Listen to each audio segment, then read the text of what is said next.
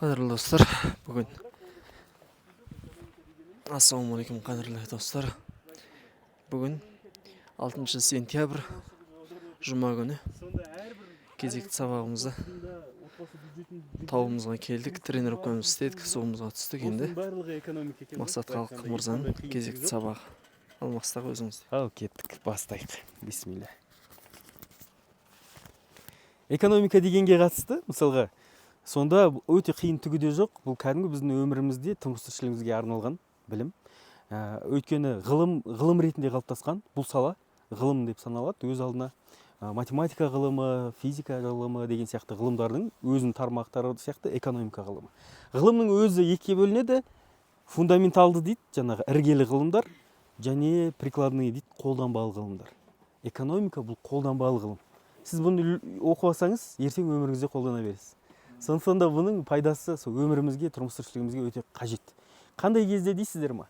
Ол біз өмірде көп шешім қабылдаймыз. Әр күніміз шешімдерге толады, әр түрлі. Ол қандай товар алсам, қандай товар өткізсем, қандай жаңағы жұмысты таңдасам, қандай оқуды таңдасам, барлығы шешім сіздің жасайтын, жеке шешіміңізге байланысты. Және де қандай шешім сіз жасаған кезде өзіңіздің бюджетіңізге қарайсыз. Қазір шетелге барып келсем ба, жоқ па, кейін барсам ба? Қазір мысалға осы проектіге кірсем ба, жоқ әлде сәл кешеуілдеп барып кейін кірсем ба? Ол осынша қаражат тұрады. Ал сіздің бюджетіңіз оған қаншалықты жетеді? Демек, сіз қай бір шешімді болса да өзіңіздің бюджетіңізге сәйкестеп отырып қабылдайсыз. Сонда сол бюджетіңізге жететін және ең тиімді сіздің сұранысыңызды, ішкі қажеттіліктеріңізді қанағаттандыратын дұрыс шешімді таңдауға осы экономика үйретеді. Сондықтан да экономиканың пайдалы тұстары біздің өміріміздегі дұрыс шешімдердің болуына ықпал етеді. Тиісінше осы шешімдер бізді өмірде бақыт етуге бір септігін тигізеді екен. Қаржылық тұрақты болсаңыз, отбасыңыз да тұрақты болады көп жағдайда. Өйткені көптеген отбасыдағы келіспеушіліктер осы қаржылық тұрақсыздықтан орын алып жатады. Сондықтан оның белгілі бір дәрежеде осы сіздің қаржының тілін жалпы қалай ол кіреді, қандай шығындардың түрлері бар, сол туралы танымыңыз болса, қаржыны басқару оңайырақ. Қаржыны басқару үйрену деген сөз, ол дүние қоңыз болу деген сөз емес. Көп адамдар сөйтіп ойлайды, жаңа ақша қолдың кірі, мынау дүние қоңыз болып кетті, ақшаның артына түсіп кеткен адам деген сияқты ойлар айтады. Жоқ. Мынандай сөз бар қазақта. Ақылды адам байса, дүние мүлкін пұл етеді. Ақымақ адам байса, дүние мүлкі оны құл етеді дейді. Сонда түсінікті жағдай, тек ақымақ болмау керек та, ақылды болсаңыз болды, оны дұрыс жаратасыз. Сонда ақшаның жалпы өмірімізге келтіретін пайдасы бар, егер оны дұрыс жұмсасаңыз. Мен баюым керекпін, мен ата-анамды мысалы қажылыққа жіберем, оларға көлік алып берем, бауырларыма жағдай жасаймын, достарыма көмектесем деген мақсатта сіз бай болсаңыз, онда оның несі жаман? Ол сіздің ақылмен дұрыс басқарып жатқаныңызды, пұл қылып жұмсап жатқаныңызды ақшаны көрсетеді. Сондықтан да экономика ақшаны тиімді басқаруды да үйретеді. Енді осы жерде мынандай бір батыстың ғалымдары зерттеу жасаған екен. Батыстың ғалымдары зерттеу жасап, сіздерге өткенде бір басында айтқан, бірақ ол кезде көп адам болмай қалып, қайталап айтып берейін.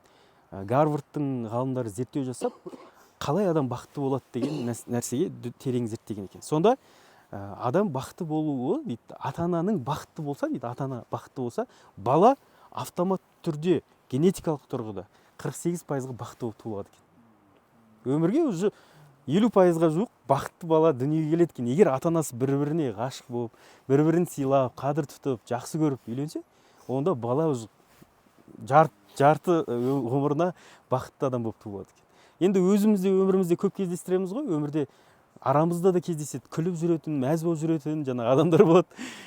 Өмір тақалып тұрады, қиын жағдайда тұр, емтиханның алдында тұр. Уже екі алып құласа бітті деген сияқты. Бірақ күліп тұрады да, жыныма тимеші, не күліп тұрсың, мәз болып деп мысалға айтасың. Бірақ ол өмірінде сондай адам, өйткені ата-аналары бақытты болған адамда сондай. Ал енді демек, ол мынандай екен. Кейбір жағдайда біздің мысалға ата-анамыздың қалай қосылғандарын біз білмейміз ғой, қалай өмір сүргендерін. Сондықтан бізге ата-анамыздан 10% дару мүмкін бақыттылығы. Біреуге 15%, біреуге 20%, әркімге әртүрлі ғой. Ал енді қалған пайыздарды біз қайдан жинаймыз онда? Бізде бақытты болуымыз келеді ғой. Сонда осы жерде екінші момент шығады екен. Бақыттың 40%-ын беретін бір нәрсе бар екен. Ол мынандай дүние. кездейсоқ жағдайлар аяқ астынан болатын. Аяқ астынан сіз оқуға грантқа түсіп кеттіңіз.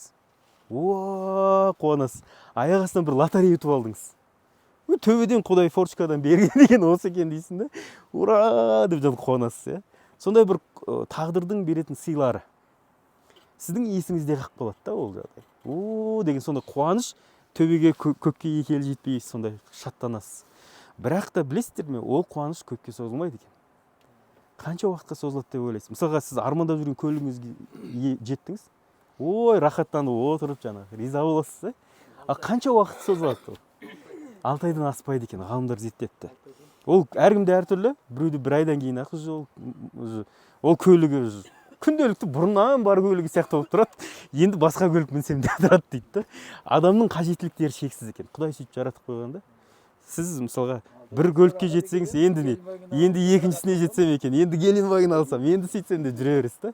Ал оның сізге беретін бақыттылық дәрежесі 6 айдан кейін болды екен. Ары қарай уже қызық емес, басқа бірдеңе алғыңыз келіп тұрады деген нәрсе да. Сондай. Сондықтан бұл бақытты ғалымдар ондайға ұмтылмаңыздар дейді қатты.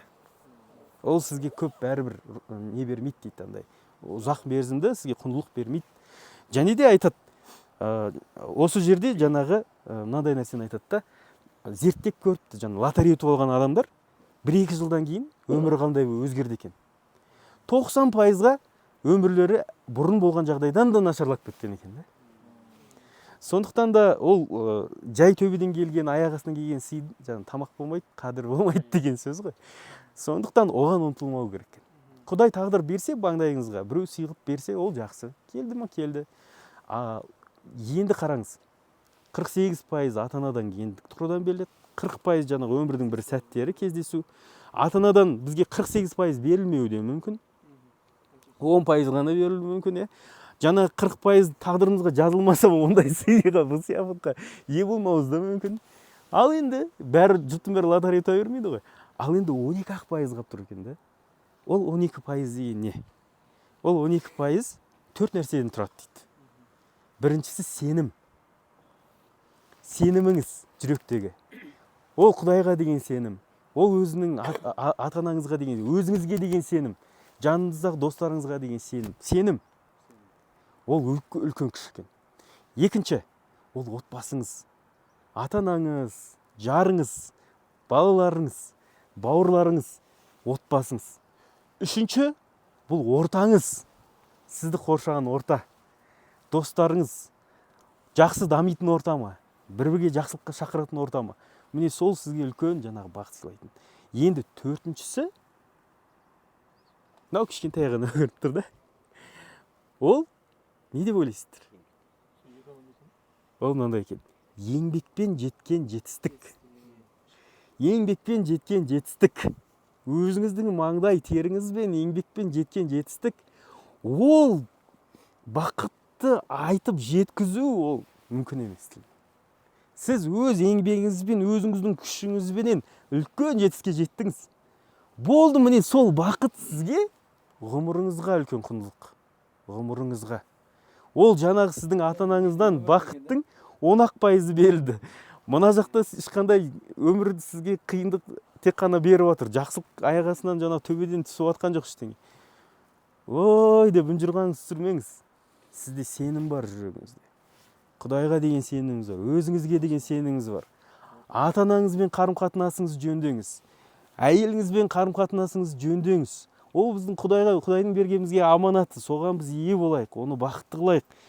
Өзіміздің балаларымызға жақсы өмір сыйлайық, жақсы білім берейік, жақсы тәрбие берейік. Ал тәрбиенің ең жақсысы өзіңіз үлгі болыңыз, болды. Ал одан кейін достар, жақсы орта іздеңіздер. Жаман ортаның ең жақсысы болғанша, жақсы ортаның ең жаманы болған жақсы. Сөйтіп жүріп, сол ортада өзіңіз қалай жақсы болып кеткеніңізді білмейсіз. Және де 4-шісі еңбек ету керек қой. Болды. Және еңбек еткенде де қарау керек. Кейбір адамдар ойлайды екен, еңбек етсем көп. Онда бір жетістікке жетеді екем деп, жер қазатын кісі жер қаза берген ғой. Енді ол алтын тауып болмаса басқа амалы жоқ та. Бірақ еңбектің де рөлі болады, жөні болады, қандай еңбек істеу керек. Ал еңбектің ең дұрысы өзіңізбен күрес. Еңбектің ең дұрысы қоғамға пайда келтіру. Еңбектің ең дұрысы өзіңіздің отбасыңызға рызық несібе жеткізу. Өзіңіз бір жұмыс жасап, артыңыздан бір кішкентай болса да із қалдыруға ұмтылу. Менің ойымша осы. Егер соған жетсек, онда одан артық бақыт болмайды екен. Мінекей экономиканың былай айтқан кезде біз қаржы, банк секторы деп жатсақ та, экономиканың бізге беретін пайдасы сол еңбекпен өлшенеді екен. Кеше ғана ағамыз айтып отыр, энергия, рух, осының барлығы еңбек өнімділігіне әсер етеді.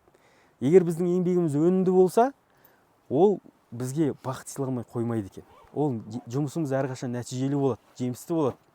Ал енді оның барлығы осы таңнан тұрумен, рух алумен, бойға энергияны жинаумен сөйтіп келеді екен.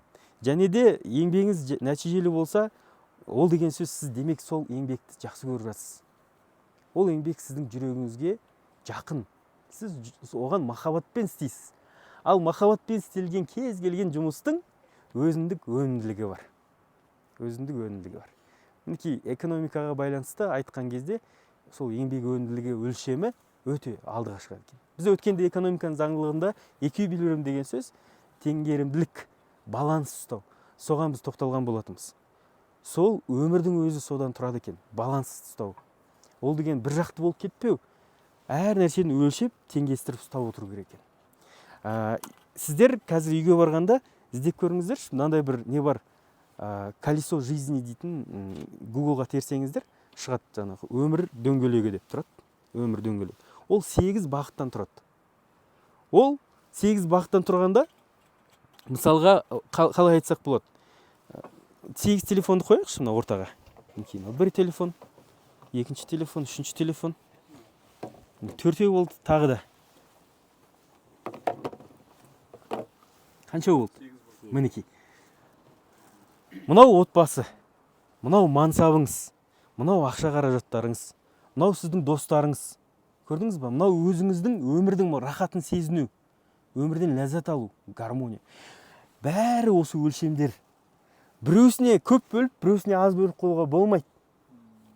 Сіз бәрін тең ұстауға тырысыңыз. Қазір қараңыз, осы үйіңізге барыңыз, сызыңыз. Мысалға, сіз қазір өзіңізге көңіл бөліп жүрсіз, жүгіріп, тағы да таңға, тағы да сондай деген сияқты. Отбасыңызға көңіл бөліп жүрсіз деген сияқты. Жаңағы өмірден ләззат алуға ұмтылып жүрсіз. Бірақ та достарыңызға көңіл бөлмей кетіпсіз. Мысалы. Онда мына дөңгелек айналмайды. Баланс жоқ өмірде. Демек бәрібірдің сіздің жаңағы өміріңізде, жүрегіңізде тыныштық жоқ. Демек сол оны орын толтыруға тырысыңыз. Сол адамдарға звондап, қал жағдайын сұрап, "Ей, барсың ба, бауырым, жоқсың ба? Байланыста болайық. Ренжісем, мен ренжісем кешір" дегендей. Өйткені қарым-қатынас та біздің өмірімізге үлкен әсерін тигізеді екен. Ал осы өмірдегі балансты зерттеу біздің жаңағы жетістікке жетуімізге алып келеді екен. Дөңгелек дөңгеленіп тең. Сондықтан да жаңағы қай жаққа аз көңіл бөлсеңіз, сол жаққа көбірек көңіл бөліңіз. Мүмкін отбасыңызға көп көңіл бөлмей кетсеңіз, онда отбасыңызға көңіл бөліңіз. Оның да ақысы бар береді. Егер де жаңағы ақша қаражаттарыңыз азайып бара жатыр ма, демек оған фокус қою керек дегендей. Сондай жаңағы балансты реттеп жүрсеңіз, онда өміріңізде алға қарай домалай береді екен. Сондықтан да экономиканың бізге беретін жаңағы біз ойлайтындай ол банк, ол жаңағы доллар, не ғана емес, ол кәдімгі біздің өміріміз, тұрмыс тіршілігімізді реттеу, өзіміздің өмірімізге келіп жатқан кіріспе шығынды реттеу, және де ең бастысы жаңағы балансқа, теңгерімділікке қол жеткізу болып табылады екен. Көп сөйлемей қойын, осы да бүгінге жетеді деп ойлаймын. Рахмет.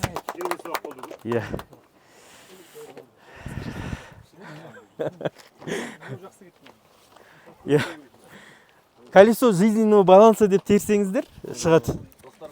Рахмет Мақсат, бүгінгі сабағыңызға. Алла разы болсын.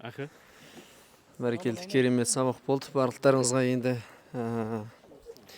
әдемі сабақ болып жатыр деген үміттеміз. Құрметті достар, Жандарбек ағамыз да жаңа сабақты барысында айтып жатыр. Шынымен де менің өмірім айтып жатсыңдар ғой деген сияқты. Шынымен де жаңағы айтып отыр ғой, 88%. Енді әке-шешең бақытты болса, ол да бір тағдырыңнан қалғаны, жаңағындай бір лотерей билет ұтып алсаң, ол да енді 40% бақыт. Әлгі жаңа әңгіме айтып жатқан уақытта мен өміріме қарап риза болдым да, өзім осы жолда жүр екенмін ғой деп.